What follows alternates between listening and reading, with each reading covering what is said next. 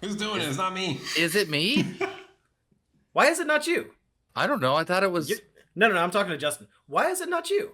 I haven't done it. I don't have the script. I'm innocent. How do you not have the script? You've been on this podcast for how long now? We've never had him do the intro. We've never. You've never had me do the intro. I love it. It's great. Okay. I yap enough. I'm okay with this. All right. Greetings, everyone, and welcome to episode 73 of the Sickcast, aka the Siblings in Cardboard podcast. I'm your host, Donnie, joined by some of my best buddies in the whole wide world, Noah, Thomas, and Justin. Whether you're a veteran card gamer or a first-timer just testing the waters, we are all Siblings in Cardboard. Gentlemen, feels like it's been a long time since we talked. Yeah, What's up with that? We missed a week because busy stuff and Adulting is hard. well, no, it wasn't necessarily that. I mean, you had your cat escapade for a day or two. Oh God, yes. And then it wasn't even that, because even if everything had gone smoothly that evening for you, I was like doing birthday stuff with my family and completely forgot. Because I had my phone was sitting in the living room and I was sitting playing Wormspan. Your family. Yeah, Right. I was playing Wormspan and I was with my wife and my friends playing, and they're like, "Man, this game is going a lot longer than I thought." I'm like, "Oh wait, what time is it?" And they're like, "Yeah, it's like 8:40." I'm like, "Ooh, uh-oh." So I missed you guys by 40 minutes before I even realized there was something wrong. I crushed that game, by the way, so it's okay. That's what matters. We'll take the win. Yeah, winning is all that matters, right? So Yeah, between now and then, a lot of stuff has happened. Like we had a battle hardened. We just had a Calling Japan first skirmish season. Yeah, 2 battle hardens. There were 2? Yeah, Kobe had one too. Oh, right. Oh right. shit, we're gonna have to. I'm not even recording because I'm terrible. Well, So that's okay. No, just hit the record button now. And I'll use Craig to fill in the gap at the beginning. good catch. It'll Way to discard your cards, it'll just be like the little key phrasing we have to do. I'll just have to do it just do it now. Discard your cards. Bam. We fixed it. Okay. So, yeah, I've got a lot to talk about. So someone will go before me. Okay. My cat disappeared for a couple of days. Scared the ever-loving crap out of me. I thought my cat's 9 years old, and he's absolutely my cat. We've got 3 cats and a dog here, and this one is a black and white idiot. And we call him the jerk because he has literally peed on my wife one time. That kind of jerk. And you want to own that cat? That's your cat. Yes, he is my cat. He will jump up on the couch. He will paw at my chest until I pick him up and pay him attention. He follows me all around the house. That is my cat. He somehow managed to get out into the garage, and we could not find him for 3 days. Did not know where he was. Had no idea that he was out there. I tore this house apart. I picked up every piece of furniture. I literally tore this house apart trying to find that stupid cat. My mother came over to drop something off or whatever, and she went outside and spotted him. I wanted to choke that little jerk as soon as I got home, but he is still currently alive. That's good. But he's 9 years old. I thought he was gone. Because cats, when they start to get they wander sick, off. They wander off and they hide. Yeah. So I thought that's what happened, because Tuesday he was laying on me all day long. All he wanted was affectionate attention. I thought he wasn't feeling good, and then when he vanished, I got scared. I'm not gonna lie, guys. That's why I wasn't available, to record the other night, because I was concerned about my stupid feline. But as far as Flesh and Blood goes, I've been playing in the Armory for Cards R Us, and I just before we started recording finished up my 3rd round. I was 2-0 going into this round, and then ran into someone testing out Jacob Clement's list from Kobe, and it was rude. It was not even remotely close. I got blown out. It was. That's the new list. Yeah. The new list. Yeah. Played against the Mirror in round 1, then I played Aurora in round 2, and then I just got decimated by New in round 3. I'm hoping for one more win in that so I can hopefully make top 4, but we'll see. Who knows? Jacob Clement turns out good at building new lists. Last week we had an armory, I think. Yeah, I made it to the armory last week. My schedule's been awful because of work and stuff. Life has happened.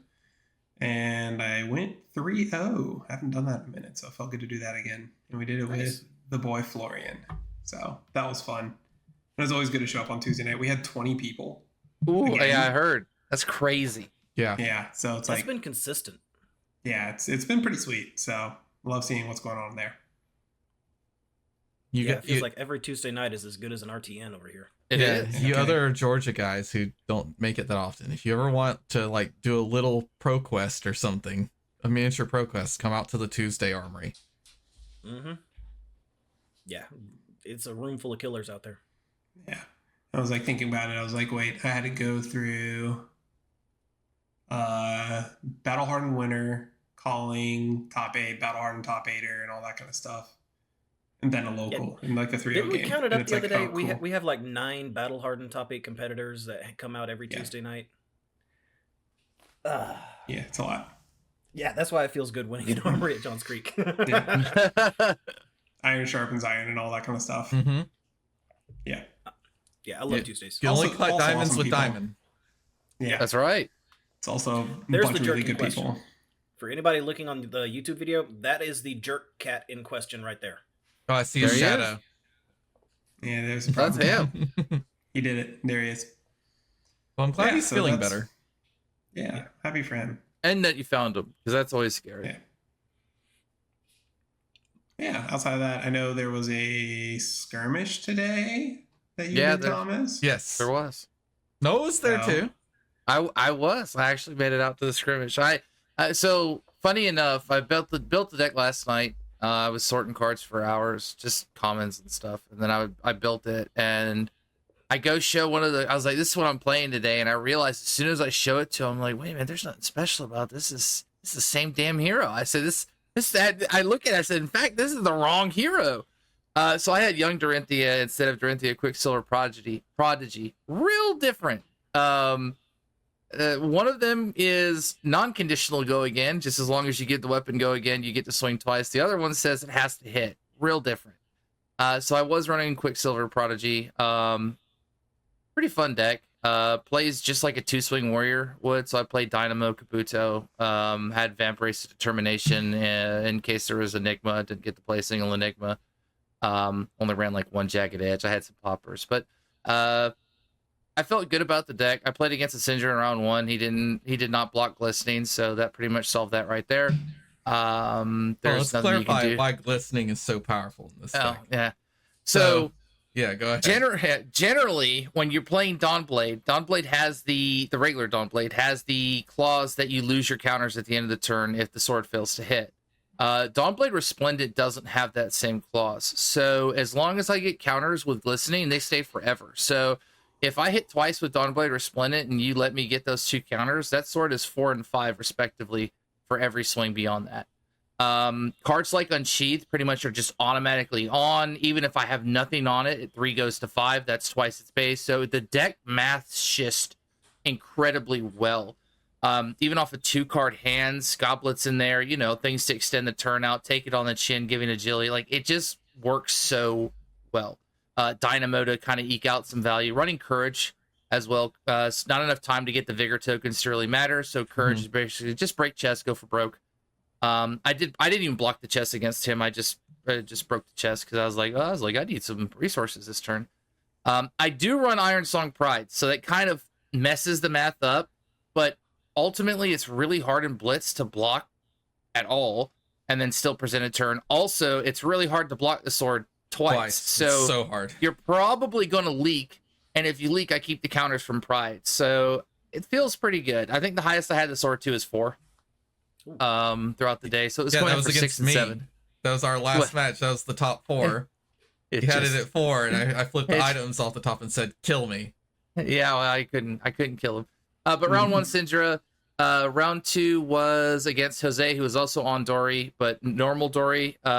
Normal Dory in terms of the hero hatchets Running Kabuto against hatchets pretty much just turns off the spilled blood turn. So he opens up spilled blood, and he's like, "Do you want a Kabuto now?" And I'm like, "Yeah, might as well." So instantly Kabuto turns the turn off. You don't have to worry about the 3 swing.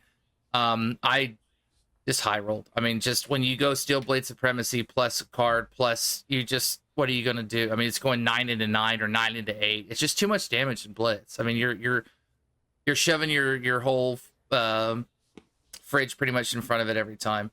And then I played against Thomas and Swiss on round 3, and he was playing Data Doll, and he decked a lot of his actual like kill cards, so Twin Drive, Red, 0 to 50, things like that. So 0 to 60. So things that he needed to do to kill. So a lot of the density in the deck was items. He drew a hand of pretty much no blocks when I was coming in for the win. I mean, even if he wanted to block, he couldn't.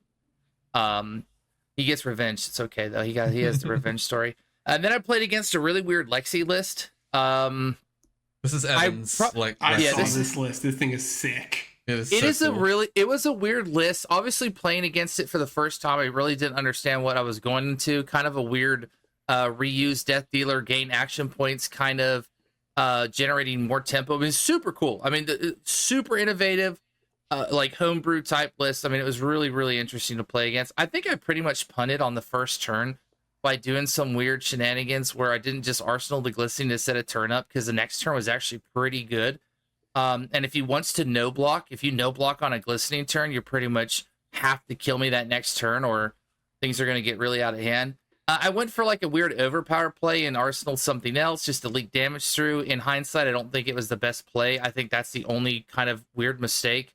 The damage just gets too tall with Lexi, especially when you get to somersault the cards you just blocked back to your hand. So if I was able to take the 6 card or the 2 cards and then the other card from 6 plus 3, then this is an entirely different game. But if you get to block for 6, then bounce them back, and then take the 3 for free and still have a 3-card hand plus arsenal, well, like, I didn't do any deck damage to you. I didn't do any hand damage to you. You're still going to throw your turn. So it was a little awkward. I think in hindsight, obviously the first turn really mattered, and then at top 4 I lost to Thomas, but it was super fun.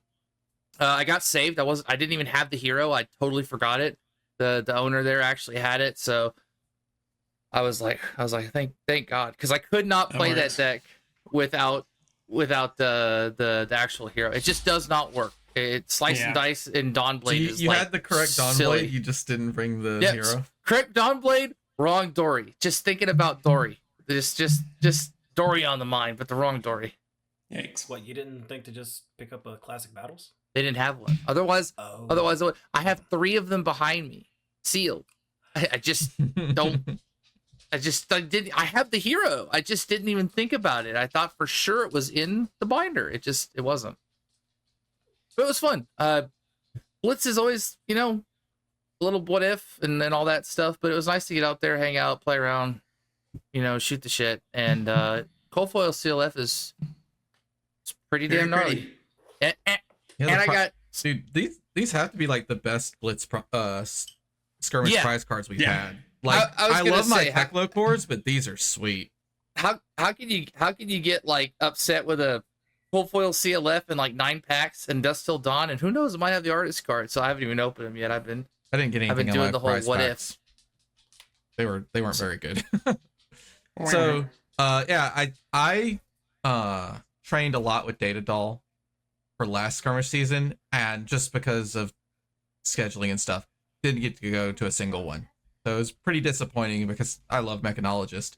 Finally get to go to one today, and the deck is even better because I get to do some of the most degenerate BS you could think of. I play against our buddy Ning, and he's gone Zen, and I put out a null time zone and name Inner Chi while he has 2 Chi in his hand. Oh. Yeah, it wasn't good that's rude. Because 2 turns later I put another one out named Inner Chi again. And that's so good. Slowly just beat him to death. You're no longer friends, by the way, in case you're wondering. I didn't know you did it to him 2 times in a row. Yeah. I walk past and I tell him, I'm like, he beat me up. And he's like, Thomas is a local bully. And now it makes sense, dude. 4 turns with 2 cards you can't do anything with is the most outrageous thing, and dude. that can't block. Oh, dude. Yeah, Did he at least have like E-strike in the deck or something to recover? he didn't. Nope. He didn't draw it because he died with the 2 chi in his hand. So. Oh, that's. Oh, Can he at least like? Can he pitch them because they're not No. like, flaky? No, he What's the can point? pitch them in response to me playing the null time zone. Yeah. He said he made a mistake. He should have just sacked the chest immediately and made a Zen state token, and he didn't.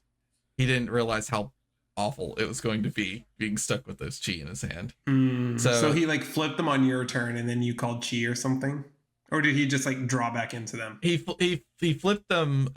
Yes, he flipped them on my Earlier turn into after playing a blue flick flack, and I said, "Ooh, no." I was gonna call inner cheat anyway, but this just made it the biggest punish ever. He had double flipped a chi off after playing a flick flag blue, and he blocked out the hand like super well. But it doesn't matter when you get stuck with 2 non-blocks, you're just kind of cooked. Yeah, eventually. Dude, he had less intellect than Datadol did for 4 turns. That's the joke. That's the joke. You look at my Talishar stats and I have like a 25 EV, but 3 intellect hero. I don't think I can remember all my matches. I've got the like pitch stack tracking headache. Yeah. So 3 of my matches I had to pitch stack, and I now have a big headache trying to keep track of that and playing the deck and playing against my opponent. Like You played a Syndra in round 2. yes, the Syndra I just ran down. It's an aggro matchup. They don't have a lot of disruption. I just had the good items, and like against the Syndra, I counted it, and it was I think it ended on my 3rd turn, and I counted the number of cards I quote unquote drew in the game because of Datadol's ability and Cerebellum Processor. I drew 15 cards, but 3 intellect hero, so it's balanced. Twin drive, processor, twin drive, boost, do the things. All the boosting, using microprocessor to cheat cards off the top, using the boots to cheat cards off the top, using the helmet to cheat cards off the top, using the chest to use the cheat cards off the top. Foundry Heart. Yeah. Foundry Heart draw to gain a resource is pretty hilariously good. So we are like 1 person short of top 8, so it cuts to top 4, and my first opponent is a rematch against Noah. And there was a time where I like flipped over the optical monocle, and I go, it's pretty good. Because after you flip once you flip the optical monocle, if you could find a microprocessor within 1 turn, the game just gets out of hand. The amount of deck information, because optical monocle plus microprocessor, that's a giant wall of text I'm not going to read. Those 2 items put together basically turn your deck into your hand.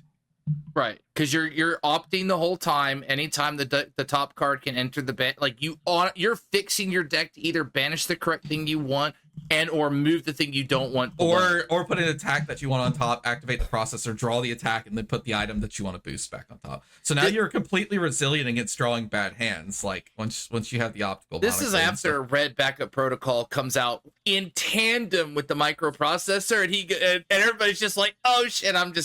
I mean, like looking at the line of like pounder processor. I was like, it's over, buddy. Like you had no shot. Yeah, I was just like, okay.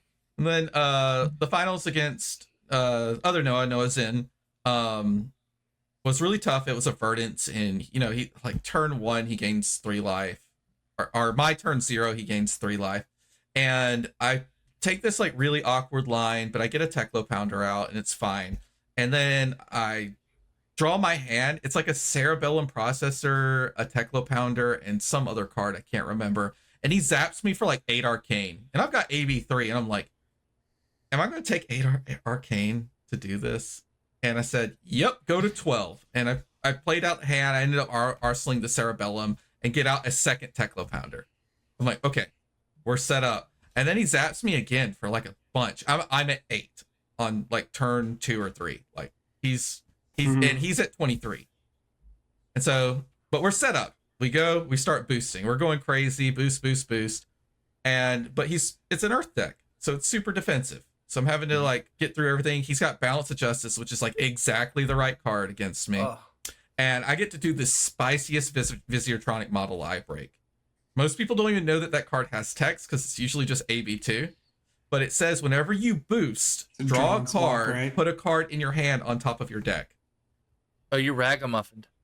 It's basic. No, it's way better than Ragamuffins. It's Right. like Ragamuffins for the rest of your turn. Every time you boost, you Ragamuffins. So yeah, it's hot.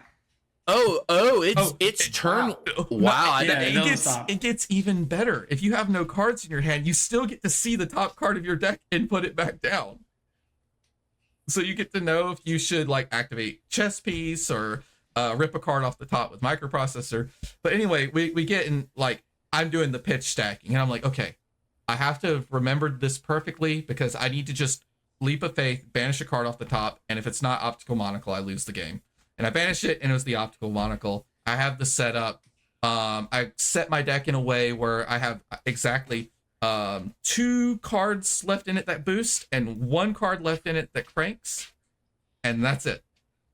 And I go to my turn, and I manage to get the crank, to get the action point, to draw the card with the Cerebellum Processor to present lethal. And it's literally the last card in the deck. The only 2 cards left in deck were 2 Fuel Injectors. And one other highlight of the skirmish was I got to do the absolutely clowny thing with Fuel Injector, where it's the last card in your deck, but you have a handful of boost cards. So you break the Fuel Injector. When it says when you break it, get a resource and put it on the bottom of your deck. And then I boosted, boosted the Fuel Injector and put it into play. And then I broke the Fuel Injector and got another resource. And then boosted again, and then put the Fuel Injector back in play, and then broke it again, went to a 3rd resource, and then boosted again, and got the Fuel Injector and got a 4th resource, and then I broke Backup Protocol Red, and swung with 0 to 60, and boosted it again, and put it back out, and got more resources, and then swung the Talishar for lethal. It's so Off of no resources, by the way. That's pretty cool. I broke a Backup Protocol Red and swung Talishar with no resources. Oh, that deck is so much fun. Okay. What a weird experience Blitz is. It's such a wild like LL you'd feel would have those weird interactions, you know what I mean? Like maybe LL Blitz, I guess, because it's just a 20 life, but the 20 life just really makes the game. Make this a CC hero, you cowards. Do it. They can't. Never gonna do happen. it. Intellect 3 hero. It's just Intellect 3. It's not even a big deal. No Never way. gonna happen. There's just no way. You being able to get your deck out that fast, that's crazy. Like, oh, that'd be gross. The same way that Quicksilver Prodigy shouldn't be a CC hero, just because the non-conditional go again is, trust me, it's good. Counter sticking non-conditional go again, that's a problem. Yeah. Nobody wants to see a Dawnblade at 4 and 5 every turn for 2 resources. That's 9. It's not good. As you were saying for Blitz or LL being like goofy interactions, I really think that Flesh and Blood kind of shines in both LL and Blitz in their own respective ways. Like if you go into the format knowing that you're doing degenerate, crazy crap, like you actually have a ton of fun. It's so much fun. True. You want to take this, I think, not necessarily not serious, but I think you want to approach it a different aspect than CC, where CC is supposed to be this grindy incremental value. I think Blitz is that let loose kind of go have a good time. I was talking with a lot of the people there as well, the store owner. I would like to see a skirmish season be Commoner Blitz. I just think it's very inviting to new players. I also think there's more skill expression slightly. I mean, deck building, obviously, in Blitz is really good. You get to do crazy things. But Commoner Blitz kind of challenges you to use those rares and commons to your ability. Some of the heroes shine a little bit better than others. But then it's like, it really is approachable. I mean, it feels pretty good. And the fundamentals shine a little bit more. But obviously, some of the games maybe not. Well, 35 minutes. It really just depends. So I'll reserve my judgment. Yeah, and I love ball lightning. I see no issues here. I lose my. Oh God, I need Icelander back. There was one Terra, and I don't know if it was the full fatigue Terra. Sorry if anybody out there has to play against the withstand. It wasn't Terra. I'm I don't pretty sure think it was. He like aggroed. I was talking. Who was it I was talking to? Yeah, Paul. He played Prism. That Terra player aggroed him down. That's good. Yeah. Yeah. I tested it. Terra has great math. Oh no, I was gonna say because I was watching the Ed video. The I think the idea that not the idea people, but one resource for Crown of Seeds, right? One resource for Ramparts, one resource to create a Might token. I mean, like that curves out so well. You didn't have Crown of Seeds? No, I think he just had 2 block in the headpiece and just beat the crap out of him. Yeah, I could see an argument against Prism specifically to just run 2 block to block out. Yeah, it's probably just better to just heavy stuff that hits people. But I don't know. I was testing that format for like a half second just because I thought I was gonna be able to make it today, and then life happened, so I couldn't. But I was like testing Florian, and I had like a 17 turn game against the like CYB Enigma deck in Blitz, and I was just like, "What a how do you even have cards does this left? Kindle exist?" How do you even have cards left? Well, because I had to stack both my trees, and I had to make sure that both my because I took the DirecTV list. Yeah, and the DirecTV list is basically just Briar, but add 2 Channel the Millennium trees in there. Yes, CMT so, is probably insane in Blitz. If you could, you put it down, it just ends the game, right? Yeah, I looked at it. I was like, wait, I need a closer. Wait, I have a closer. This is great. But yeah, so it was like Rabble, Scar, all that good shit. Wait, did you do both trees? Did you like have a tree in arsenal, a tree in hand, and a bunch of blues, and go tree, make a rune chant, swing rune chant for 7? No, I threw out the first tree before I knew that he was actually on the fatigue deck. Mm-hmm. And then when I saw the first blessing, I was like, oh no, I might have just lost the game. But my point to all this being is that I was like, it's interesting that like I was like, wait, I didn't even realize how weird that format can get, or like how interesting that format can get. I think there's a lot going on. I think after we've had some LLs happen in the Blitz scene, I don't hate the format as much as when I first started playing Flesh and Blood. It feels pretty fine. It is short, it is degenerate, but like I can get fatigued. I went down to my last card in the finals. Like, it was literally the last card, and I had to do crazy stuff. There's no Kano who just blasts you. Turn 0. No Icelander. No Reinhardt that just blasts you in turn 0. No. Blaze blasting versus Kano blasting is like it's 2 different things, right? Yeah, it's like racing like a Formula 1 car versus like a Dodge Charger. So really the only hero that can like just straight up blast you out of nowhere that I feel like is Emperor, and he's not even good in this meta because he's too inconsistent. Yeah. And Blaze is still good, don't get me wrong. Yeah. But Blaze isn't like turn 0, oops, here's my nuke, and you just die. She's a value game. Like she plays for big value, and she's got that inevitable kill as long as you're not sitting like AB4. Yeah. So good format though. Yeah, it is. Fun to visit. Would not want to stay here. It is fun to visit. I would definitely say that. Good to like come in, have a good time, fool around with it, and then kind of back to the CC grind. So before skirmish season, I also went to Battle Hardened Charlotte and got my butt kicked. So I took Vincent. That's not why I got my butt kicked. I got my butt kicked because out of almost 200 players, there were 8 Verdances, and I found 3 of them. And what? Odds so dude, crazy. It's so it's pretty bad. I did lose my round 1 to New. Shout out to Raymond, who is a southeastern guy who always plays Dory. And I sat down. Do you know what I'm talking about? He's the black gentleman, always plays Dawnblade Dory. Always. I sat down across from him and immediately started siding for Dory. And he's like, I'm on New. I'm like, you traitor.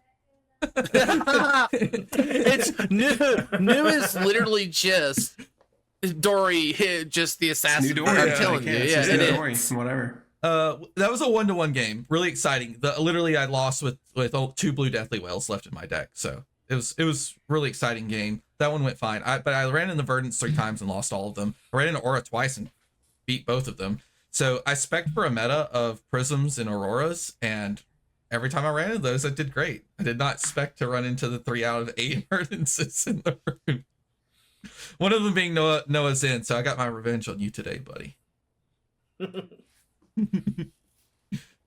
a lot to talk about in the Battle Hardened. I licked my wounds and went home early, and then played Monster Hunter for all of Sunday. That's a good side victory.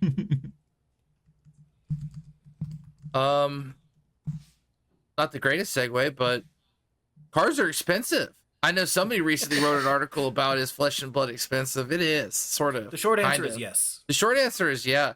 Let's jump in, and I'll try and take as little time as possible. Most of these I won't read. If we do it, just flash them on.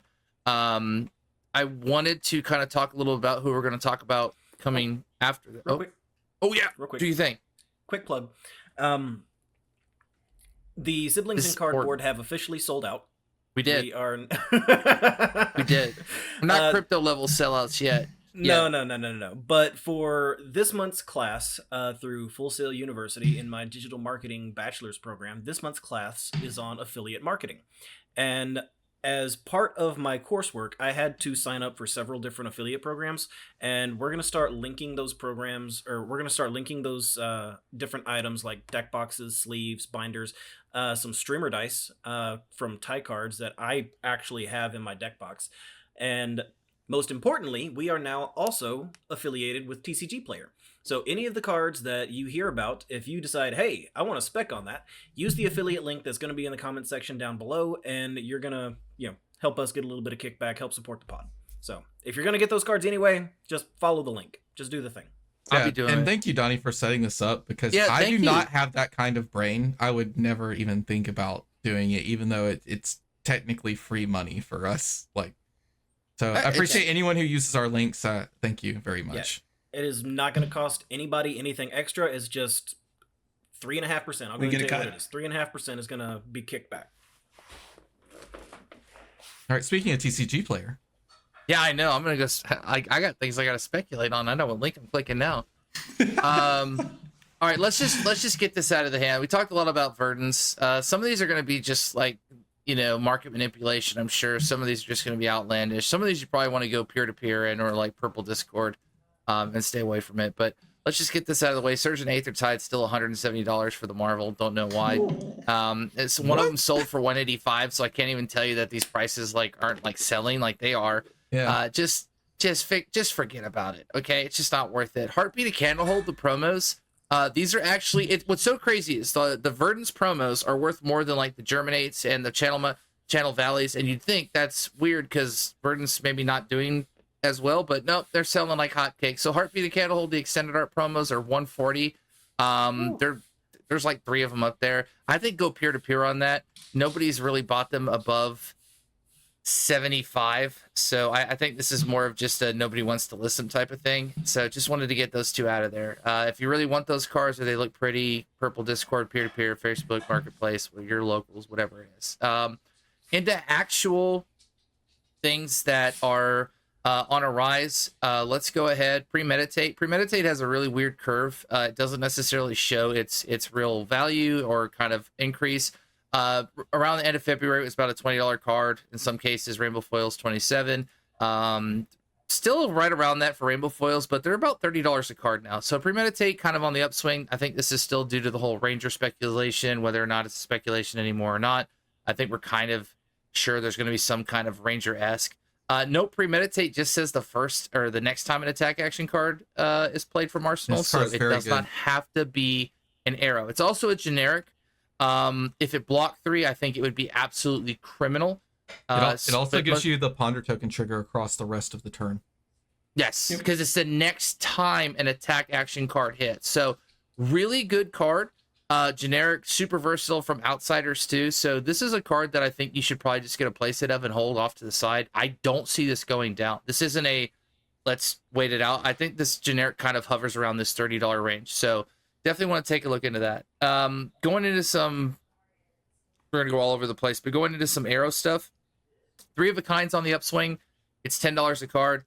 This is speculation. Nobody knows if 3 of a Kind's even going to be usable. The whole caveat behind it is you draw 3 cards, but until the end of turn, you can only play cards from your arsenal. So kind of hard to get more cards into your arsenal to play. You're not as super flexible as Voltaire, where you're, getting to load twice. So if you can figure out cool ways to do that, it is really neat.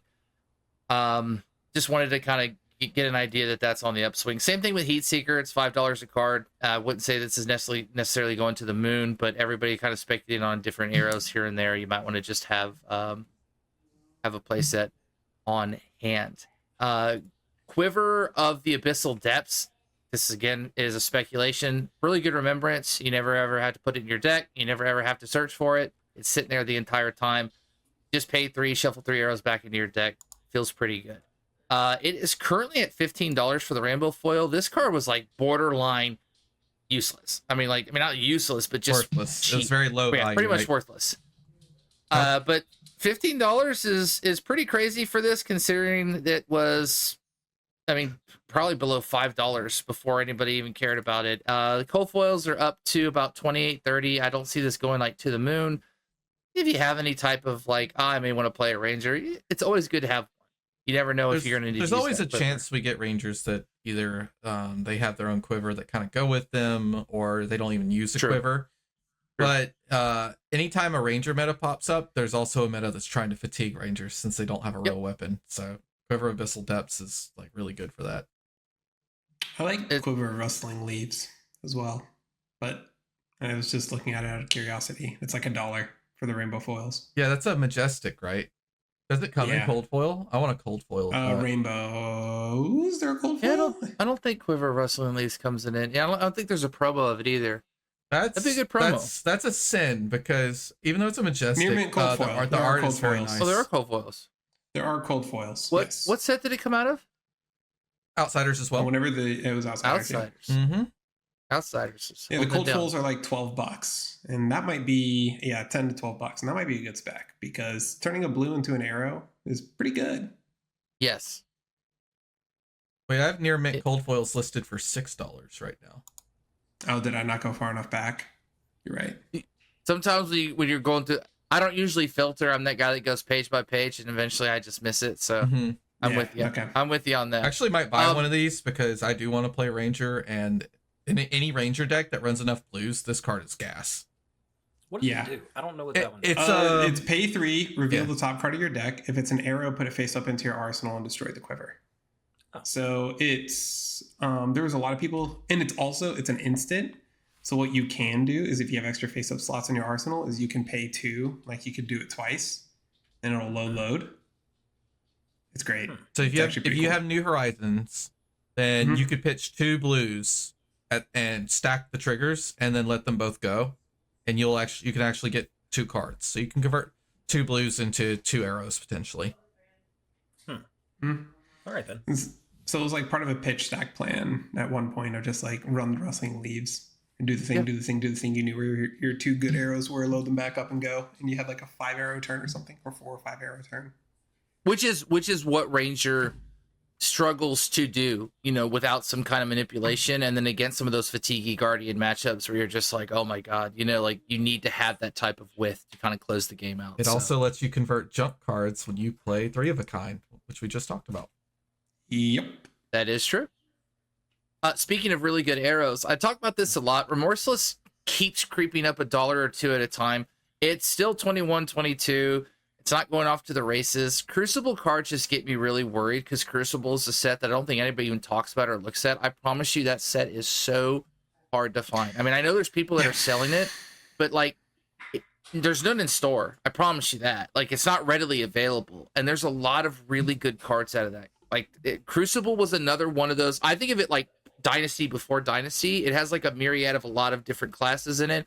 And there are a lot of really good staples in it. Dread Triptych is in there. Warrior cards are in there. Spoils of War is in there. Really good set. This so was definitely a banger. Yeah, I think I only ever opened one. Yeah, Beast Within is in there. It was. You get Beast Within from History Pack. You can. Yes. Yeah. Okay. Crucible cards are in History Pack. Yes. So that's that's crazy. It was the OG this is what power creep looks like in the game. Was this set? Definitely get your remorselesses though. I mean the arrow's nuts. No defense reactions can be played from arsenal against the chain link. Actions ping the person for 1. One costs 5, blocks 3. I mean what's more to want? It's such a good arrow. Same thing along the lines. Battering bolt hasn't necessarily gone to the moon. It's just kind of creeping up. It's only up like 14%. But I mean, anytime that we're speccing for arrows, do you really want battering bolt, which is already $15 an arrow, to go up even higher? Yeah, I know. It's Everfest too. Get your battering bolt. Yeah, I would just. They're poppers technically. Obviously, if it's against the one herald, you're big sad. but it also really hurts the MST heroes and or any heroes that want to play instants because it gets those out of the hand. So Battering Bolt has a really good effect. Just costs too, so it's a little expensive. Touching on some of the whole new player things, Dusk Till Dawn Crown of Providence is $120, which I think is crazy. I didn't even see that coming, so I just wanted to let you guys know that your common variant for Crown of Providence foil Crown of Providence is $120. Yeah, we used to call it Crown of Poverty, not so much anymore, huh? Yeah, no, it's right about. Said, well, who would ever play Crown of Providence again? Then like, well, we're just gonna ban everything that draws 2 cards. So they kind of flipped the script. Balance went down for now, and then Crown of Providence becomes that headpiece. Balance is still 115 if you really want to call it down. But definitely Crown has not been friendly to the wallet. All the finals spring tunics are up there too, usually 180 plus, and so even for crucibles and non-foils, yeah, I mean it's big. Whether it's new players, whatever it is, I mean, like some of the accessible pieces aren't necessarily as accessible as they once were, because Bright Light's tunic was cheaper at one point, not anymore. Definitely want to take a look at that. Plague Hive continues to climb. I mean, it's $72. I think that's pretty good for the rainbow foil. Assassin stuff. Do I think that this Fable continues to go up? Yes and no. I mean, it's an Outsiders card. Outsiders will eventually be that whole Dynasty weird effect. I don't think it already is really hard to find. I just think that once people kind of go, oh, it's that set, and then like dump a little bit more, then it's going to get really, really hard to find. Outsiders will be really hard to find. It will, and it's full of some insane cards that we're going to continue to talk about. But Plague Hive being one of them. If you missed Dyadic Carapace, you're feeling real sad. I don't know how this card continues to go up. This thing blows past all my expectations. I knew this card was good. I saw this chess piece and I was like, this is a pretty good chess piece. Did I think it was going to double go back up after Viserai LL'd? Absolutely not. The rainbow foil is $100 right now. And it was $50, and that was up from its like 35, 40, and it continues to climb. There is enough arcane and split damage in this meta. There are enough Auroras rolling around that we're going to talk about where that chess piece is just so. And Florians. I love Florian tax because DTD wasn't opened as much as other sets. I also D2D is suffering from the Willy Wonka effect. Nobody really knows how many artist cards there are, so I actually have a weird feeling that there's like a storage full of D2D somewhere, but they're not gonna like whoever has it's not gonna like move any of it until way later because the set will increase in price once we know there's still artist cards out there, and then time has passed. Yep. As soon as we know it's completely like out of circulation and there's still cards that aren't found, any box that's unsealed is gonna be worth a lot. Yeah, we're running that gambit. Also, like things like Starstruck come from Dusk Till Dawn. They're criminally cheap right now. It's just better to get it. I think they're like almost $2 or $3 for Starstruck. It's criminal. Yeah, just find some D2D stuff. Get it through the singles before it spikes. But legitimately, probably a way to make money in this game in general is just go through the old school supplemental sets, look at what Majestics are not good right now, and just buy them on the pennies and figure it out. Exactly. Just have a playset. Even if you never use them, even if they never go up, the last thing you want is going, oh, I need 3 of these. And then you go check, and they're now $30, and they were $5, or they were $2, or they were $1. I do this with, like, I get like 5 or 6. I just go, whatever. What if? Except for Vipox. We all know that's going up one day. Now, we're going to get into a little bit of... Actually, I'll save all those cards for the end. That way we can just move it right into Aurora. We're going to go into some more weird degen speculation stuff that I have no idea why these cards are even going up. Well, Light of Soul I do. Light of Soul is $116 for the Rainbow Foil. Prism has increased in playability as well as... for the results we got. Prism's a deck that's now vying for top meta control. I still think the deck's really good. I don't necessarily think it's like folds. It might have, we'll talk about, it might have a problem into Aurora, but Light of Soul isn't going anywhere. It's not necessarily needed to play the deck, but it's pretty much free. Your deck's almost 90% yellow. So I would argue that there's some matchups that are really hard to win without Light of Soul. Yes. Yeah, you need Light of Soul to at least get your soul train going. Yeah. Between that and Soul Shield, like, you need those cards. Library is more debatable, but Light of Soul I think is a non-negotiable. So you might want to get your Light of Souls. 116 for rainbow foils, cold foils, 170. That's not too bad. This next one though, this is some crazy speculation stuff. I don't know why you guys do this. It's also Dynasty, so you got to take it with a grain of salt. Sandscour Greatbow just got like completely obliterated off the market. $177 is the cheapest one you can find in Marvel. Nobody's necessarily buying it. I think the highest one sold for $115. But this is clearly some kind of market manip because it just, I mean, like they're just gone. Like they're just almost gone. All the blackout cards going up a lot in price. Merciless Battle Axe is still 40. Marvel Rock is 80. I think that chess piece, Celestial Kimonos, Marvel Rock is 80. And Merciless Battle Axe is 40. Yes, I know it's not playable. One day that weapon may or may not have any merit. The Celestial Kimono is not very expensive. Neither is Blazing Yori. We just don't get to that many chain links. It was only really good for Blitz. I mean, yes. It was such a sweet fight. I'm just remembering Blazing Yori. Oh yeah, when it was like Ninja versus Ninja, and like you had to bring it in, like the matchup. It was the Fi old him Icelander meta, and I was helping my buddy build his deck, and I was like, oh, if you present Yori, because everyone's doing links in the mirror, and I was like, if you present Yori and they go links, you just win, because they go Lava Burst and you go cool Yori. Yep. And you got 2 more value out of your chess piece. It was awesome. And now most of the heroes just go, oh, that's cool. I'll just break chain. Never let you get value. Like, so many of the heroes don't care about the chain. Even Syndra, if she needed to play around it, probably could. Yeah. Shock Charmers. Don't know why. $80 now. Not necessarily that crazy. It's up from like 60, but does it have the word Ranger? It doesn't. It just says Lightning. Yeah, I don't know. Just Lightning. Maybe. No, I think it's the Aurora attacks. You're seeing a lot of people play Aurora.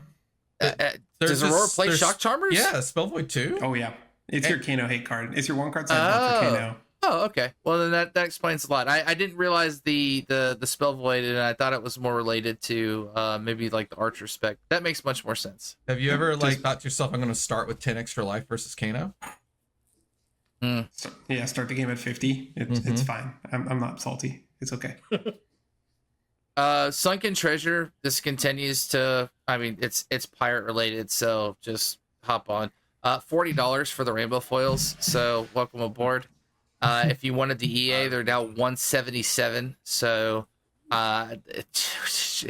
it blows my mind when I see some of these. I'm just like, these cards have just been sitting around, kind of like useless. And then before we go into kind of the how much does it pay or how much does it cost to kind of play Aurora, some of the key cards you might need. I just want to point out that I have seen this now almost 3 to 4 times. Shelter from the Storm EAs get put up and they get bought and they keep it at $400 plus. It is, I don't know what's going on with it. I would try to peer those, but it is consistently being put back above $400. If one gets put below 300, it's being bought just so it can go back to $400. So be mindful about that. I do think this card is expensive. I would not pay more than probably at $250, $300 for it. I think it's pretty criminally overtaxed. It should be on par with CNC just in terms of the same rarity. Obviously, it's not going to be. People are paying $345. One has sold $330, $315. So people obviously think that they should pay it. Anything above that just seems crazy to me. It is funny that it's been stuck at $420 for $420.69, mind you, the entire time. Okay. That's how I know somebody's actually doing this. That's really funny. That's really because funny. The only price they want you to buy it at is $420.69, and so that's how I know that there's some shenanigans happening. Because I'm like, why is the cheapest one always $420.69? And I have to keep looking. Really, dude, the latest sale was $330. Yeah, which is. It's weird. These are light plates. Those are LPs. $420.69. It's crazy. So has Hunted been coming back down? Have we gotten the second wave? Not I feel that like I not that might have anybody missed something knows. They're I still know sold we out saw on Min-Max. Level Up got like a small second wave of boxes, but they're already all gone. So It's already here. what's already The here? second Oh, we one- already had the the second second wave one. and it's already gone. Yeah. Yeah. Mm.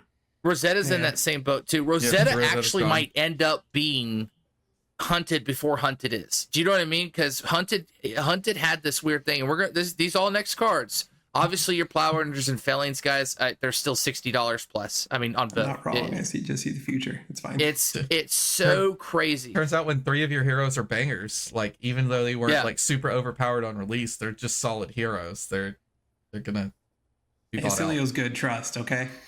He's only like 1 or 2 cards away from being a banger himself. Yeah, he really is. He's like a sick lightning wizard spell away from being like one of the decks that we're all talking about and complaining, and that I only play, and that's all I play for the rest of my life. Man, I'm just so Maybe tired he's of getting really mind into warped all the Tomofiendo. time. What was that, So Donnie? maybe he's just missing Toma Fiendel. Well, No, yeah. honestly, okay. So people have talked about that, and I know we're in the market minute, but no. Even when I did like LL Acilio stuff, I cut the tone package pretty quickly. Okay. Rapid fire. So this is kind of, hey, I want to make Aurora. What am I looking at? Current funnel, $35 a card. You won't get any cheaper right now. And I mean, the volume of these things that are moving, 11, 16, 20. These cards are, it's not just they're moving. Grant Funnel's They are some of popular. the most moved Flesh and Blood cards that I've seen. They're getting up and they're getting out. You're looking Lightning Greaves, $32. The volume for these Well, that's are pretty they're good. selling. That's actually pretty good. I mean, this remember Rainbow Foil, so not looking at CF or anything like Yeah, that. that's There is no something. extended art, but that's pretty good. Channel Lightning Valley is $32 for the normals. If you want rainbow foils, I think they are $35. If you Wow. want the cold foils, they're $85. Oh, Which I isn't might have one of those sitting around it- somewhere. Oh, it no, I isn't think I gave it to actually you. that Yeah. crazy. Yes, you did. I bought it from you. Yeah, I think, and I gave one to Noah too. I think. Oh, okay. Yeah, I don't know. I have a playset. I'm holding them Mm-hmm. for the inevitable. And then Gone with the Flash is $40 flat. Ooh.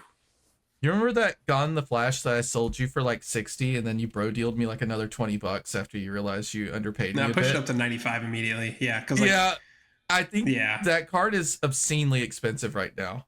150. What the Gone with the Flash Gone in EAs? Flash Yeah, EA. Yep. they're Yeah. nuts. If there is an EA variant of like whatever they're using, I think one of those Arcanix cards that you use that you fuse with, anything that you play in Aurora that has some Shockwave's EA impossible to variant, find. right? Yeah. They're $65, $70 plus. I mean, like, Just for a crappy promo. hey, it's not a Hey, crap Arcanic promo. Shockwave gets played. Thank you very That's much. true. It's true. So When you no might one- be the best deck in format, and that's what I got. So one card Is she the that best you deck? Might be. one card that I feel like you maybe missed that you like to talk about really often. This ship has totally sailed, and you are left on shore and completely boned. New Horizons is $150. oh yeah, I forgot. We mentioned it weeks ago. We did. Shit, buy Donnie's this the one card. that brought it up because he said, "Hey, what's New Horizons doing?" I think it was 120 at the time. It was at- like in At the beginning of Double February, digits. It it was wasn't in triples. 90s, and then at the beginning of March, it Yeah. was like 110, and now it's 150. With the real price is like 125 to 130, but I think this card's gonna stick around 150. We already know there's a Ranger, and unless they show us that there's a headpiece that's going to be better than New Horizons, which being able to have Unlikely. 6-card hands and still block 2 at the end of the game. They're pretty good at not overprinting the same slot Mhm. for the same class until like the whole suite's filled out. Boots, give us boots that don't suck, please. Perch You grapplers actually are have like so some bad. sneaky good. You have like sneaky good common. Snapdragons are slots. fine. Like, No. I'm Plus- talking about like the sharpshooter gloves or oh, whatever they're called, and yeah, bullseye we bracers. and bullseye bracers. So gloves are yeah, great. both of Yeah, them yeah. are sweet. Both of those Yeah. are great. And They just like Tunic I and agree. Trench, Boots. Tunic and Trench are both fantastic for the way Yeah. Rangers like to play. It's really just the boots. The boots are so bad. Yeah, you're on snaps or perch, and you'll like it. Get a New Horizon. I guess you still have to. I don't You gotta know. find one. if you plan on playing Rangers. Borrow Yeah, one. if you're playing Ranger, You'll probably be able to borrow get one a at this cold point. foil for the same price as the rainbow foil. Oh, I'm Think looking about at the cold foil because remember the rainbow foil either tracks or sometimes Sure, it's slightly print, yeah. ahead because of its lower print. It's lower print. It's the one time you really don't want to see Big old ELE. tails. Nothing beats tails. So weird. Actually, I have a case randomly behind me, so maybe it has the New Horizons in it. Hopefully. Wait, what? Okay, yeah, you don't want the rainbow foil. Oh boy. What is That's it? no way that this price is real. It's the cheapest listing for a rainbow foil is $295. No, that's not real. see, No way. There's only 2. Yeah, I was gonna say I think somebody understands the The dude whole who's just, like, leaving thing them there. behind it. The ELE is, I'm telling you, it's so silly, but the rainbow foil usually is more sought after rare. because it's just rare, which is so weird because cold foil is usually the highest rarity, I but don't want not a when rainbow there's foil. not when there's less boxes. And it by the way, it's not even like a little less; it's significantly less unlimited boxes than there are Yeah. first Yeah, edition. the It's market bizarre. price is $93 with most recent sale at $150. But that's somebody not. bought 'em. Yeah, they're either that or they're just down while people figure out what the real price is going to be after we see more cards from the new set. Because if I had like a TCG player up with some of the higher dollar cards, and I think they were about to go up, I would either list you them jack it up higher as well. or take them down until the price normalized. Take us away though. We got to get into it. What's happening with Aurora? Aurora. Big showing, big wins. Okay. There's our Aurora Love me some Rune expert. Blades. Rune Blades are great. Rune Blades have done nothing wrong. So They're Right. fantastic. we had a battle hardened Taipei, right? That was not Mhm. not this weekend, but last weekend, and it was 6 Auroras, 1 Rhinar, 1 Ira? Syndra. Syndra. Yeah, 6 It was a Auroras. Apparently, Aurora was pretty good in that meta, and then we had battle hardened Charlotte, 0 Auroras, even though she was the most represented in the room. Both PQ pluses, more than 4 Auroras in top 8. That's true. I don't know what was And going Aurora on with wins. battle hardened Charlotte. It was very bizarre. But I had a lot of fun. Maybe a localized Despite meta being thing. I beat don't up. know. No, the Auroras were there. Oh, they They just just didn't weren't convert. winning. Yeah. Yeah. And then this weekend we had a pretty Aurora dominant meta too. She had like a 35% conversion rate with being the most represented deck in the room by 3x second place, I think. Yeah, and if you don't know how tournament stats work, usually your lower represented decks are going to convert very well. Like, for example, Rhinar this past weekend converted really well, or today converted really well because 1 of 2 made it, so you have a 50% conversion rate. So whenever law of big numbers, eventually things like come down to the average. And for her to still be that high and having to play that many mirrors, Mhm. so whenever you play a mirror, it's literally 50-50. Like, that's going to bring your averages Right. down as well. So that number being at 32, you said 35, somewhere in there. Yeah, it's in the 30ish% conversion rate. It was wild. Like 60, Yeah. I think it was 66 Auroras entered and 21 converted, something like that. Maybe just under 30%. It was very high. Yeah. I was Yeah, startled, and- because Yeah. usually when you see that many represented in the room, the conversion rate's awful. Like it'll be like 15%. Yep. So So you need to have a plan to beat Aurora in every deck you play right now. If you're good, And- like maybe your local meta isn't huge on Aurora, but if you go to compete anywhere in CC, there's going to be a lot of Auroras. What are her struggle matchups? I mean, like obviously Aurora knows her struggle matchups, or supposedly, right? So then, I mean, we saw Aurora kind of sweep across, some of the tournaments, but then obviously in Kobe we get the Florian that ends up taking it. So, is Florian a struggle matchup for Aurora? Is it a 50-50? Does she like the illusionist? What Florian are is good. Aurora's kind of doing, and then what are people doing to counter Aurora? Florian is good because Florian can interact with Aurora in some meaningful ways, but that doesn't mean it's just free. Aurora can do just some wild stuff sometimes. Vincent is good for the same reason. She's got some great ways to interact, and Aurora can sometimes pitch very, very poorly and block very, very poorly. And she's an aggro deck. She doesn't always need 5-card hands, but she definitely likes 5-card hands.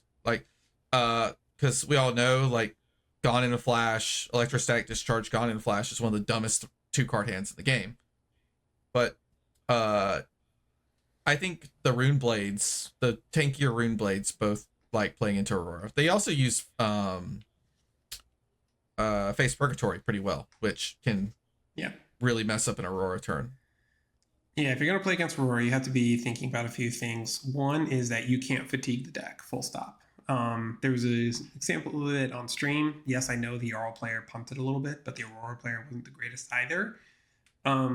Where it's a literal end of the game pitch stack. The Aurora's just blocking just to get there. Dude throws a hammer at the end of the game, says no blocks, and the Aurora sits up straight, goes Flicker Wisp, Arc Lightning, Written in the Stars because they've dealt arcane damage, draw a card, Current Funnel, which gives you next lightning action, go again, Written in the Stars, which says draw a card. And they literally went through all 6 copies, or all 3 copies of both of those cards each. So your Flicker Arc, before actually doing any real like card stuff with any of the res that were left in deck, got 8 pings. Yep. You attacked for 0, no attacks, and you pinged for 8 arcane in groups of 2. Well, the current funnels is 2 is 6. Yeah, one current funnel. Yeah, but like, and then by the way, after all that, you get to actually do the normal combo stuff and hit them with like 2 more 4s. So yeah, if you still have grasp, really you good. can activate grasp as well. Yep. So you really can't, and you can't give her the space to do those kind of combos. That's why Vincent and Florian are quite good, because they're good at disrupting Arsenal and not allowing that space to happen. I think New is fine against Aurora. She can struggle a little bit, but her ability to shred people's hands apart and shred their deck, you actually can fatigue a New as fatigue an Aurora as New, just because you're destroying the cards that they need to do those kind of things. Yeah, it's like that's a mill plan though. I think you need to have a very proactive, or a deck that has a proactive plan while playing 4 block D reacts, minimum 9. Like full stop, I think. And that's why I think Florian is very good right now, is instead of having to play Fate Foreseen, which is a mid to pretty bad D react, you get to play Rootbound Carapace, which is a really good card. And like we saw in the winning Florian list, he was playing 12 D reacts. He was playing 6 Rootbounds, Shelter, Sink. Same thing, Vincent. A lot of the lists are much more D react heavy now. At least the list I think is good. It plays a lot more defensively because you've got your 3 reduced to rune chants and 3 shelter from the storm, and then smattering of other defensive cards, including Haunting Rendition, Sink Below, and I mean, you could even run Tag. Like even Tag is decent, right? Because if you take her Starfall swing when she's trying to connect Burn Up Shock, you feel like a god. It feels so good. The other example is that new deck that made the top 8 was full play set of Sinks, full play set of Shelter, 2 Fate Foreseens, and then 3 That All You Gots. Yep. As well, so it was 11 D reacts. So like having some reaction speed way to interact with Aurora's tricks, which is CLV, because if you let CLV hit for 1 turn, it's not that big of a deal because it's just replacing itself. It's when you let it hit again is when it's a big deal. It's just a super feels bad. Yeah. Same with Snatch. It's like if you let Snatch hit, that feels bad, but if you block Snatch, it's whatever. And you have to be able to interact with Aurora in that way. And I think that's like the big things that you need to do. And that's what you saw with the decks that made top 8. What do you guys think about, like, I noticed an uptick, and I don't know if there's any correlation, but specifically Battlefront Bastion Blue, the promos got bought completely out. What do you think of Battlefront Bastion in front of, I don't know. Battlefront Bastion against the Starfall, right? Yep. Because you solo block the 2, and then the 1 carries over, so it's a way of kind of denying the Arc Lightning ping. So I think you got to put a bad card in your deck in order to do that. And you're putting Battlefront Bastion into your deck. If she doesn't swing Starfall on that turn, then that card is not that great. And all right, what are you gonna do? Play it? Like it's a 7 vanilla. Yeah. Well, specifically blue, so you can at least pitch it. You know what I mean? Obviously not red. That's why I said specifically it was the blues that were being kind of bought up. Because there was 2 in the Florian list. Yeah. Okay. The Florian list that one had 2. Too. It's okay against Syndra. The issue that I was thinking about and running with that is she comes in for 3 a lot, so the prevention just gets eaten by the actual blocking card. Can you block with equipment with Battlefront Bastion, or does it need to be completely Gotta alone? block alone. Gotta be low. So Yeah, it has to be low. You can only block a dagger with it or block a ignite. To be fair, that's also why Tag really shines, right? If they ever play Ignite and you take it, they hate it. It's so backbreaking. Yeah. But the best part about calling Kobe was 0 Syndras converted. That is the most wild stat. That is the funniest thing I've seen in so long. Okay, is there something up, or is that a statistical anomaly? Because my time playing Syndra, I don't feel unfavored into Aurora. I feel about even. She's got a pretty good fridge, so it can be hard to get the extra card off basket momentum. But I didn't feel unfavored, and I just put like 2 Shelter from the Storm from my deck for like their go turn where they're trying to hit CLV, and it lines up sometimes, and I beat them. I feel now that the Armory deck is out, Aurora is firmly favored, and it's because I think Skyward Serenade, and the other thing that like we're not talking about with Aurora, like why she's strong, she's very resilient to a lot of disruption. Like Erase Face sometimes matters, Weakest Link sometimes matters. CNC never matters if the Aurora's a good player, right? Like that kind of thing. Is that they now just have written in the stars Skyward Serenade that just like it's essentially you're playing a 54 card deck instead of a 60 card deck by like tutoring and drawing cards out of your deck to keep going faster. And that just gets you to your power cards faster. So in a deck that needed to see CLV and needed to see Arc Lightning to do stuff, now it has a better chance of doing it. Yeah, that's why like Call of the Grave is so good in Leviah, even though Leviah's probably still not a viable pick right now. That ability to thin your deck in a deck that cannot be fatigued. You cannot fatigue Leviah. She will just throw recursor cards over and over again. Same thing. Since Aurora has such a consistent combo, you can't fatigue her. If you can't be fatigued, the less number of cards you have in your deck, the better your deck is, right? If you could drop down to like 40 of your best cards and you can't be fatigued, you want to play 40 cards. So yeah, you just nuke people. And like getting the Skyzex back in your deck is not that hard because you can always just swing your little thingamabob, your shooting, your Starfall. Yeah. It's a 2, but whatever. She actually has 3 because CLV technically does that too, right? Yes. CLV thins your deck by 1 card.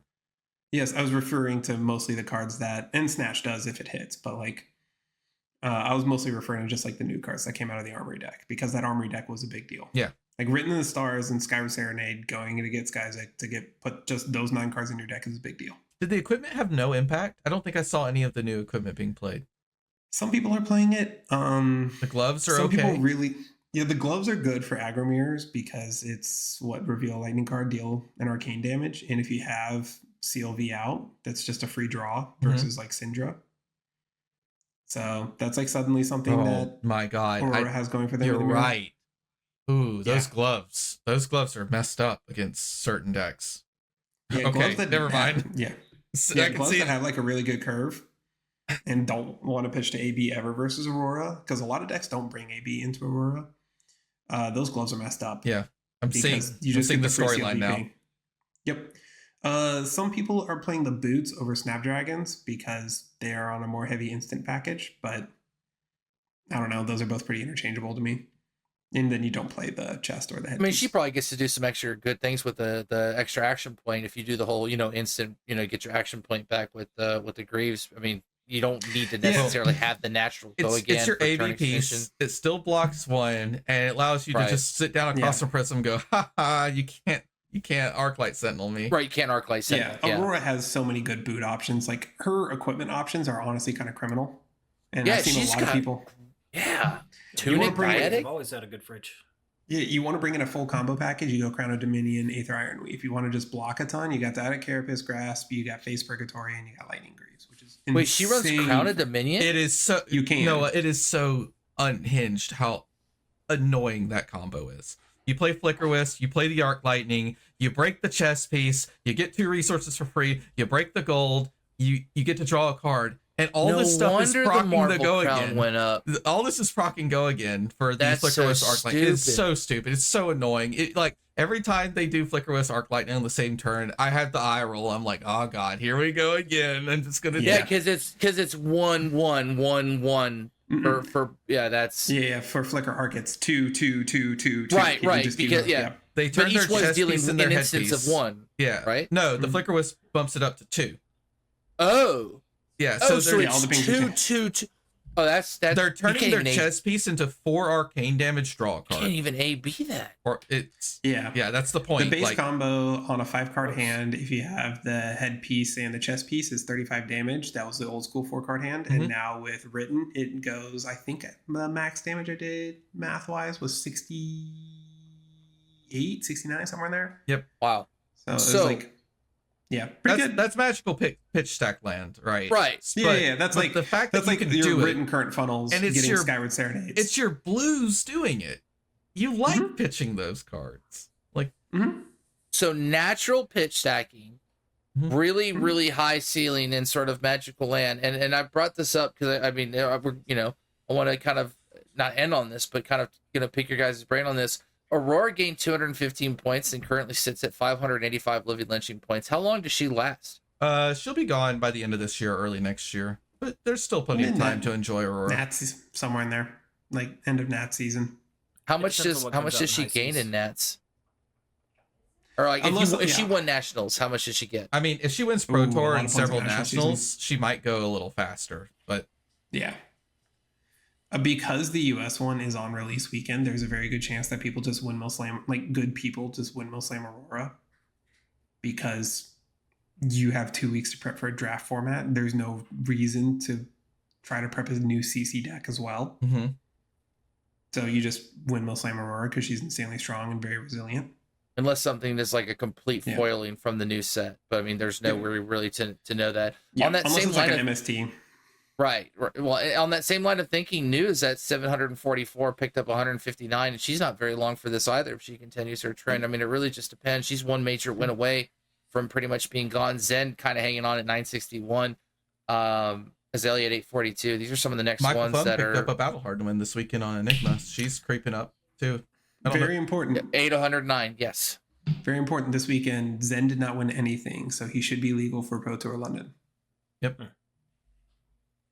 Because he didn't win the calling or the battle hardened this weekend. So therefore, there are not enough events for him to LL before London. To be fair, if we think of Mystic as a single hero, they are still like pile driving LL points. Yeah. Like, Yes, they are. If Mystics were a single hero, they are picking up the absolute Yep.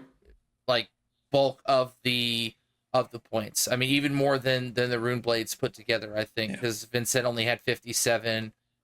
Florian's somewhere down here. I don't even see Florian because it's like Aurora and Mistvale heroes at Can't the read. moment. So Yep. we're about 3 weeks away from Pro Tour. Wait. Hold on a second. Aurora and Mistvale, but Florian just won the calling. No, Yes. we're talking about LL points. We're talking about LL points. I think Florian's good. I'm a Florian stan. Mhm. I love that deck is so much fun. I love sitting down across from my opponent and they have to figure out, oh god, what is this Florian doing? And when I start like playing head Right. jabs at them. But So- most people think second cycle kind of fatiguey Florian, but you can Yeah. rush people down. I think this calling is going to be approximately what the Pro Tour meta is going to be. There's nothing special coming out between now and then. Right? I don't think there's anything coming out. No, there's nothing coming No. out. I think No. the max deck comes out like right after Pro Tour. I don't think it has an impact either way. Yeah, I don't think I so. think Good. But I'm The- just saying, we no new cards. I mean, unless Dio picks up some new toys out of it, but So Or regular Dash, but I highly doubt it. Or I Dash is gonna be think- stuck at 940 for forever. the Prism and Enigma numbers go up, the Cinder numbers go down, and the Zen number goes up. agreed. Zen is a decent foil into Aurora. Yeah. The Zen State Zen token State's is very still annoying. good. Yeah. It's just free value. You block with the chess piece, get 2 points out of it, break the Zen State. If it's on an Arc Lightning turn, you're going to pick up 4 to 5 points immediately, and then you're just going to pick up. Actually, it's more than that because you block 1 point off the attack and then 1 point off the ping. So you're going to pick up like 8 points immediately on the chess piece, and then pick up another like 4 or 5 points the next turn if they feel like they're pressured into attack you instead of playing defensively and setting up. So I think we'll see Zen pretty prevalent in Pro Tour. If we're seeing a bunch of like aggro stuff, I would say Prism, but speaking with our local Prism main, he says he's struggles into Aurora. So maybe not. Maybe she's not the pick. I think as Auroras have played that matchup more, especially getting add Face Purgatory into the deck, that's like a 1-card, or Balance of Justice. Like those are 1-card hosers for Prism that are like really, really strong. And she used to not really be able to run Face Purgatory, but the new cards, Serenade and Stars, like that's 2 more non-attack actions in the deck. So it's pretty Between easy to get Serenade, a block Stars, now. Flicker, Arc. Some people run Burn Up Shock, some people don't. That's like minimum 15-ish non-attacks that you're really happy with. Yeah, that's before you have to dip into like Sizzle. I think New is always a good pick. Other things. Yep. New is just definitely New's rock solid. She just needs to know what she's hitting. Is there literally a meta where I wouldn't like consider if I had the cards taking New? I don't think so. I think she's just a general all-arounder. Yeah. She could attack any game plan. Yeah. If it slows down at all, always have to make a choice. They have to guess what you're on, either the CYB or the aggro version. Yep. Right. I think right now the CYB version is a little bit trolly, unless you're not around a bunch of Auroras for some reason. But I don't know. Like she's just strong. Does adding CYB make her Aurora matchup worse? Is that what you're saying? So much worse. Yes. You need to proc mask every single turn against Aurora. You need to mask. Gotcha. Yep. And having 6 no blocks versus the CLV Static Shock. Right. Snatch. You're 6 just no giving that blocks too that much. demand you pitch a blue when you want your 1 extra blue pitch per turn to go into your mask is high tax. Right. Makes sense. For that matchup. So I don't know. She's very strong. I think she is our best deck, but I don't think she is like Zen level, where like Zen was heinously oppressively but the best deck. I agree. Yeah, but she is definitely too strong in comparison to everybody else at this point. In my opinion. Still love her. Like she's great. I enjoy the deck a lot, but she's definitely strong. Yeah, we're talking about Aurora. And yeah, Aurora. I'm excited. Yeah. I'm not going, but I'm excited to jump into some like play testing groups for the next 3 weeks, helping them test and get ready and see what we come up with to try to beat Aurora for those who aren't going to play Aurora. I thought you were going to London. Yeah, for sure. Too expensive, and I want to like have fun at Nats. Traveling abroad is really great. I got the passport and all, so that's there. But it still kind of came in too late to make sure like budget everything. I would rather go slam it in Vegas because Vegas was so much fun, and I'm just so pumped to go again. Vegas was a really good time. It was great vibes. I cannot wait to go and probably gamble, even though I shouldn't. In more ways than one. The Florian's also good, for the record. I think he's another deck that jumps up in representation. Especially since he took a win at a calling. Yeah, I do think playing the deck, like, he's 50-50 to a slight dog into Aurora. Although we do have data from this past weekend, and it was legitimately 50-50. There were 16 matches played, 8 wins, 8 losses. So Aurora to Azalea.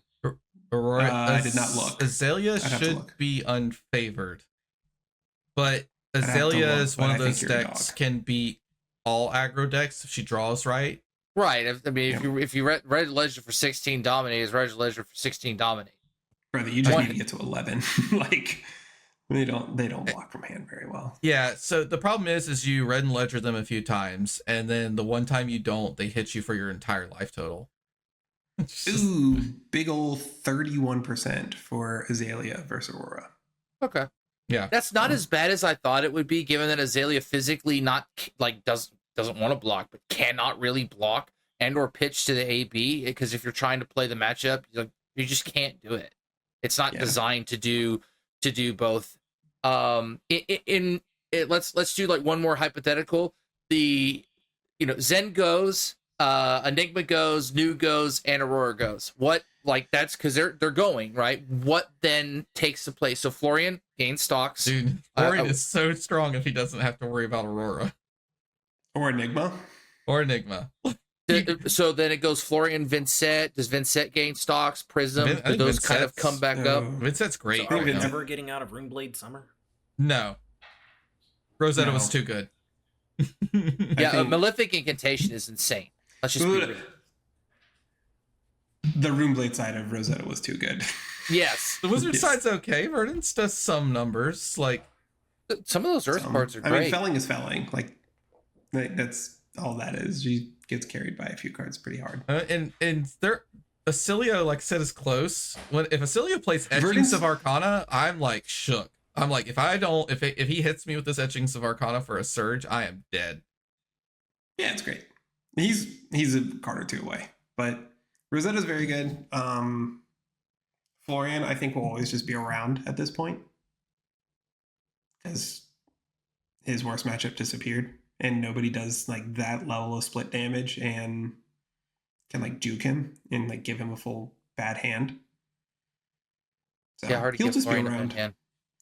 He does have some problem matchups. Like Enigma's really bad for him.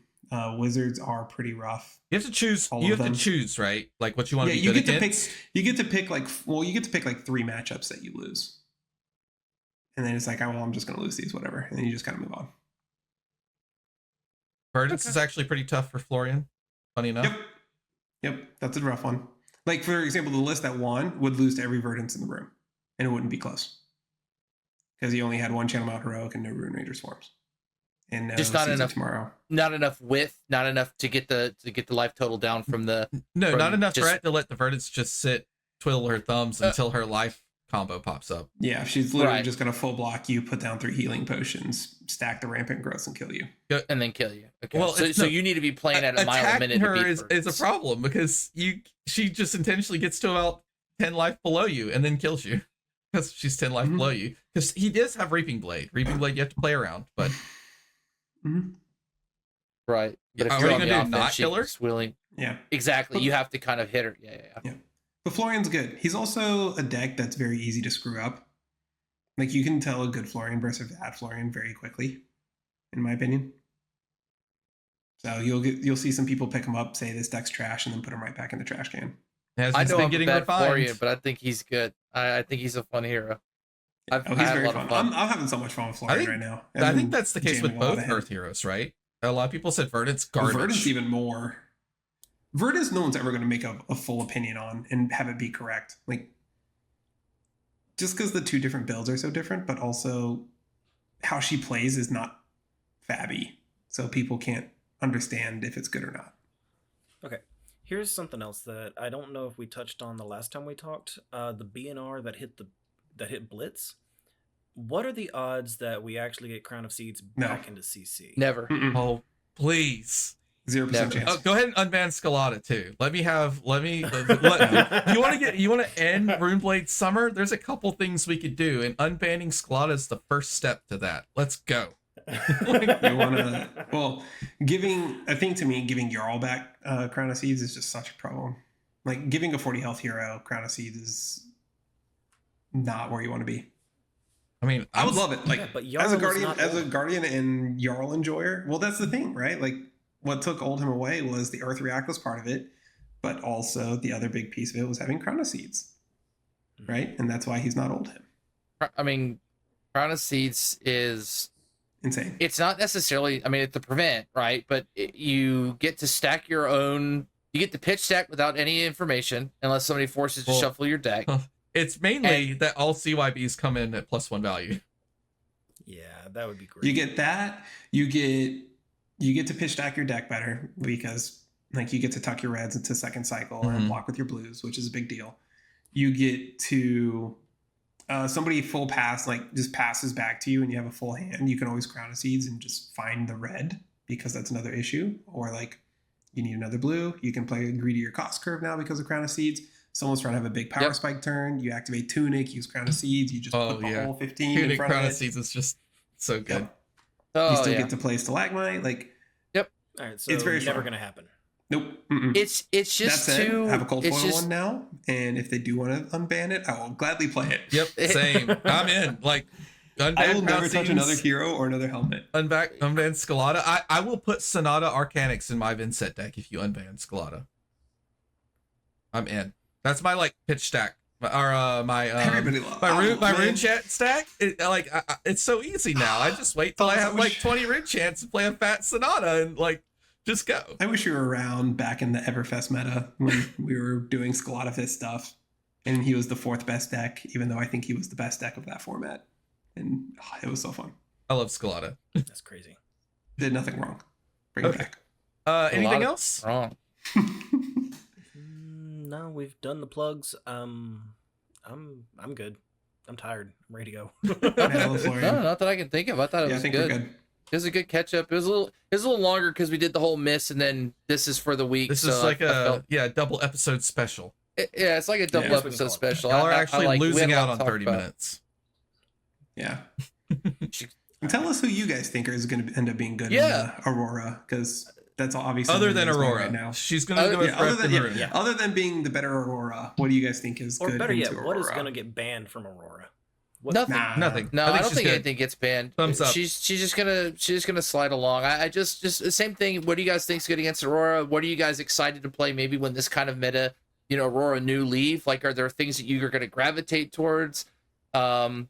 Let us know. I mean, let us know if you're just a hero stan and you just play what you love and kind of how you feel playing into this meta. I frequent the Warrior Discord a lot, so I know they're not exactly happy campers over there. They're not happy because Dauntless is in about 80% of the deck list, and it's a terrible card. And so when that's in the meta, you're not feeling like you're having a good time, especially if you're a Dawnblade, because it's cheeky, but God, it's so bad. We'll get there. Armory Dory deck sometime soon, maybe. Maybe. All right, so Noah, where can everybody find you, buddy? At Big Max on Discord, at Big Max Fab on Twitter, at Big Max on Blue Sky. That's about it. All right. Justin? J_EVS5 for Twitter, Jevzo5 on Discord and Blue Sky. Hey, we got it memorized now. Heck yeah. Yeah, we did it. It took long enough. He's got them. We don't know if they're taped to the wall in front of him, though. We got to check. No. I just got to think about it while Noah's doing his. Gotcha. Thomas? At What the System Fab on Twitter, at What the System everywhere else. Okay. I am Draco Hominus 87 everywhere social media is sold. You can find me on Blue Sky, Twitter, Discord. I'm going to try to get more into Reddit now that I have these affiliate things that I have to think about. Speaking of which, again, if you are going to go to TCG Player anyway, do us a favor and just, click the link through our description. Just go down there and click that link for us. Nobody else says anything? Not yet. All right. Thanks for joining us, everybody. We hope you enjoyed catching up with us this week. And if you did, subscribe or follow, depending on where you found us, to catch us again next time. Until then, take care of yourselves. And remember, we are all siblings in cardboard. This crazy spoiler just got revealed. It's wacky. But what you got to do is you got to actually read it. And when you read it, it explains what it does. And then you get to resolve your triggers. Read your cards, resolve your triggers, follow your triggers. Oh, and discard your cards. You got it.